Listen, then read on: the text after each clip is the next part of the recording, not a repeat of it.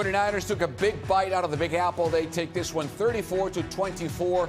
They're 6-3, and they take the right road on that fork called Week 9 against the New York Giants. This is 49ers Postgame Live, brought to you by Toyota. Matt Maiocco, Rod Brooks, Carlos Ramirez.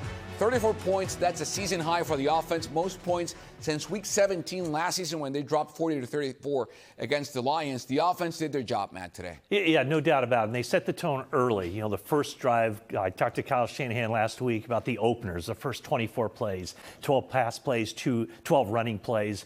And those first two drives, you really saw that they had a script together. They went for it. They knew what they wanted to do offensively from a running game standpoint, from a passing game standpoint. They kind of mixed it up early, and then they settled in and just pounded them. I love how they set them up with the short pass game early. Then that opened things up because the Giants clearly were going to do what they could, which wasn't enough at the end. But they were clearly going to do what they could at the beginning to stop McCaffrey from getting ahead of steam at the beginning of the game. The Giants saw that. The Niners saw that. They parried with the short passing game. Then that opened up lanes for McCaffrey. And then the Niners started to get chunk plays. That's what I loved about this offense, is that once they established the run game, they were ripping off plays of 10 yards, 12 yards, 15 yards. They had, by our count, 16 plays of 10 or more yards. The Niners played well offensively. Defense got them the ball back. We saw complimentary football today. We didn't see that last week.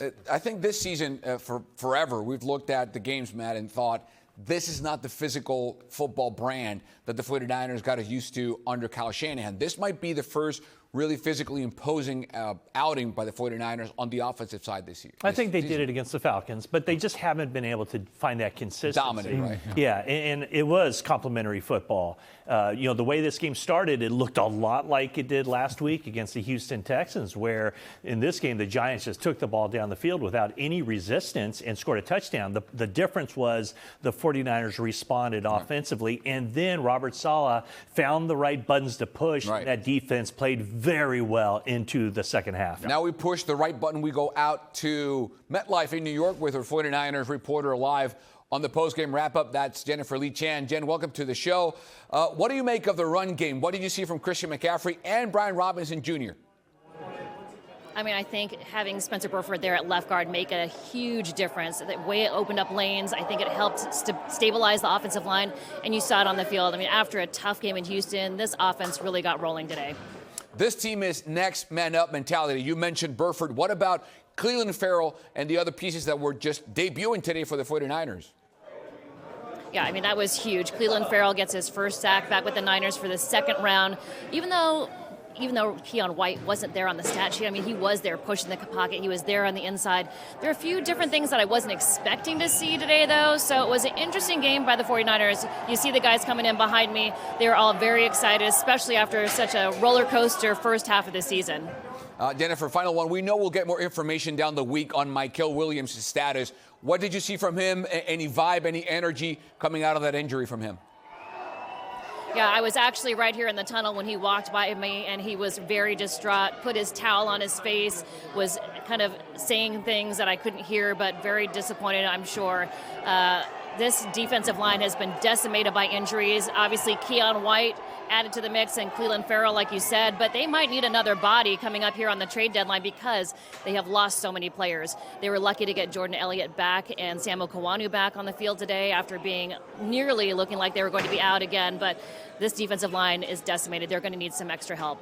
That's Jennifer Lee Chan. Great job, as always, live from New York. Jen, thank you so much. We'll see you on the week on 49ers Now and also 49ers Talk, the podcast. Overreactions brought to you by Toyota. The game results this season, a season high, 34 points. Rod, the overreaction is the offense is back. Is that an overreaction? No, I don't think it's an overreaction at all. We saw what they're capable of, and this was the perfect opponent to get right against. We talked about it in the pregame. The Giants were the worst run defense in the league, and once the Niners were able to exploit that, there was nothing the Giants could do.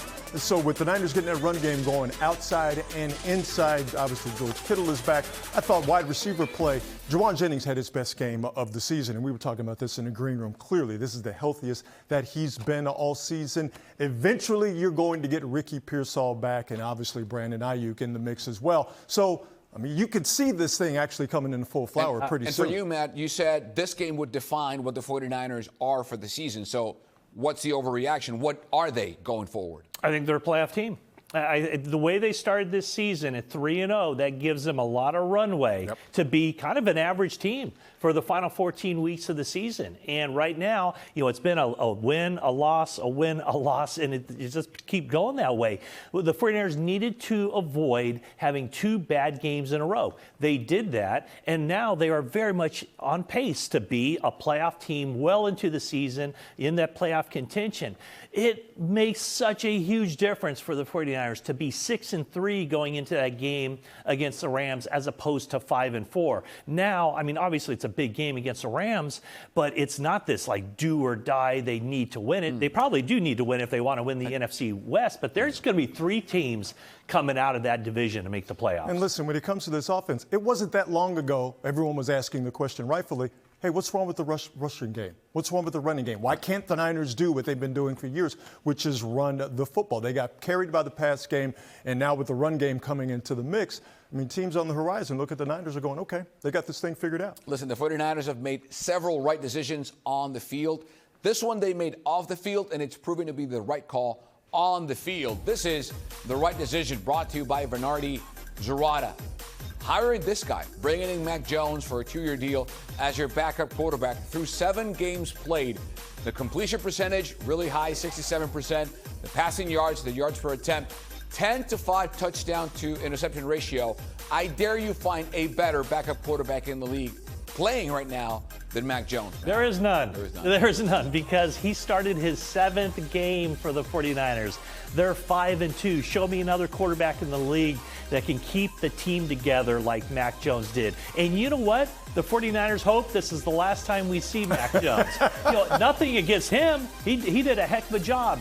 But Brock Purdy, there's a very good chance he'll be back out there against the Rams. And once Brock Purdy is out there, they hope he stays out there. But, man, kudos to Mac Jones. He did his job. Check this out from Josh Dubow of the AP on Twitter. Mac Jones had TD passes on its first 2 drives of the game for the second time this season. It also happened against the Rams. The only other times that QB has done that under Shanahan, Brock Purdy, and Jimmy G back in 2019. And I just want to point out that Mac Jones did it without a traditional running game, with the exception of today and the Atlanta game. So kudos to Mac Jones for what he did. But I tell you what, man, having Christian McCaffrey there makes your life a whole lot easier. Yeah, and just going back quickly to what Jennifer said about Michael Williams. We'll know this, Matt, perhaps tomorrow with the Kyle Shanahan presser, but you just can't wait to just see what will happen. It just every single game someone goes down. Hopefully it's not significant, but we don't know. You know what? Hearing what Jennifer had to say, her observation of how distraught he looked, towel over his head. This is a guy that knows his body. This is a guy that at Georgia played through an ankle injury throughout the year. So, it really makes you wonder the significance of this injury. But, yeah, the 49ers have a depth issue. They'll be, hopefully, I think they expect to get Bryce Huff back. But, yeah, the trade deadline's Tuesday, and they're going to be in the market to add to that defensive line group. The Niners were this close to getting out of MetLife Stadium and off of that turf unharmed without any serious injuries. Now, we don't know. Again, we will have to wait. Jennifer Lee Chan reporting that she did see Michael Williams distraught with a towel over his head about that knee injury. We'll see what happens. Whenever we do find out, you will know as well at home. This is NBC, the home of the best 49ers coverage out there. Field Vision here on Postgame Live. That is brought to you by Zenni, the official eyewear of the San Francisco 49ers. The top receivers, that's not a typo. Your best running back, Rod, is your best receiver. I mean, he's a stud, man. As we were talking about earlier, all credit to Mac Jones for playing the way that he did and doing it without a traditional running game and doing it with injuries in the pass game. But, boy, Christian McCaffrey makes you a much better football player. And, again, shout out to Juwan Jennings. It's been a rough season for him, a rough couple of weeks, but he absolutely balled out today. And got a guy with his first catch as well in Jordan Watkins. Pretty cool. When you see this kind of production, Matt, when you see a quarterback spraying the ball around like Mac did, feeding everyone, is that to you more on him as a quarterback or in Shanahan as a play designer caller? Yeah, both. Actually, I'd say probably them being on the same page. Right. Mac Jones being able to carry out the game plan exactly how Kyle Shanahan drew it up. And, I know we talked so much about the 49ers wanting to get their running game going. In this game, Rod, it really was. The passing game was the running game in a lot of ways because of the short passing game. 14 for 14 for Mac Jones in the first half, 143 yards. You don't complete all your pass attempts unless you have pre-designed plays where you're going to get the ball, and they're nice, simple pitch and catch. And let's give the offensive line some credit as well, with the exception of Spencer Burford allowing a sack to Nunez-Roches and Colton McKivitz having Brian Burns get past him for a sack. I thought the Niners' offensive line held up very well in pass protection, and obviously they were the tip of the spear when it came to blocking in the run game. We said this was going to be a run game, a productive run game offense for the 49ers. Boy, was it. 39, that's a magic number. 39-40 for the 49ers, 159 on the ground, averaging 4.1. The average wasn't that high. The production, though, Matt, was 2 rushing touchdowns, one by B-Rob Jr. and the other one by CMC. Yeah, it seemed like there was an emphasis there at the end to get Christian McCaffrey over the 100-yard mark. Now, granted, it was a 10-point game at the time, but a little bit surprising he was out there on the field, especially the way Brian Robinson was running the rock. Only the 5 carries in the game for him, but very productive, including that 18-yard touchdown run.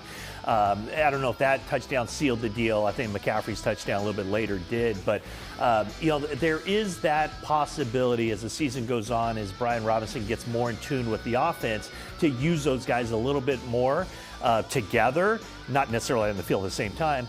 But McCaffrey's just so good. You kind of sense that Bobby Turner, Kyle Shanahan, they don't want to take him off the field. Right. You saw the stat, Rod.